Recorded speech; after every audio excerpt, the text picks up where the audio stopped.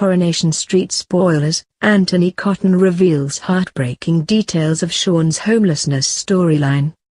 Sean Tully is set to face a terrible struggle in Coronation Street as he finds himself with nowhere to stay and is forced to steal a tent and sleep rough. McDonald has offered him her sofa, but when she then finds out that he has got her shifts at the Rovers, she turns on him and kicks him out. It is the start of a hard-hitting homelessness storyline for the character, which will see Sean hit rock's bottom. But as his pride stops him from telling any of his friends on the street how bad his plight is, will he fall off the radar? Speaking about the storyline, Antony Cotton told Metro.co.uk, bit by bit, knowing that he has to move out of Fizzes, which ordinarily wouldn't have been a problem, things go even more wrong as he loses all his employment. His money troubles start because he's lost the employment. Had he been at Eileen's, that wouldn't have been a problem because he would have just carried on until he got the next job. Eileen's gone to Bristol. He pretends that everything's alright. Once he tells one lie about that he has to continue it and it all goes wrong. It's pride. He thinks, as I did when doing research, that it will eventually be okay because there are loads of people around him. But everybody has their own issues, whether that's they've not got a spare room or they're going through a divorce or whatever. And every avenue seems to be a dead end. He shrugs his shoulders and goes, "There's not much I can do." He thinks it's for one night, then it turns out it's not that. Sean steals a tent from the bins outside the cabin and sleeps rough, and he wakes up the next day feeling cold and frightened and not knowing what to do next. And things gradually get worse as nights turn into weeks. Antony continued, "This story is a good few months, start to finish, probably 3 months.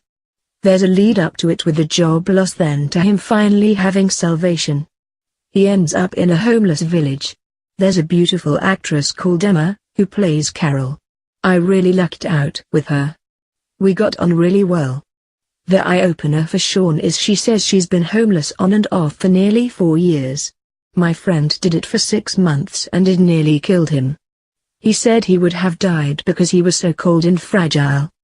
The friend Antony speaks of is someone that reached out to him after suddenly losing everything and finding himself homeless. Coincidentally, before Antony was told about this storyline, he went through the system with this friend to try and find him shelter, and reveals it opened his eyes to the plight faced by homeless people in the UK.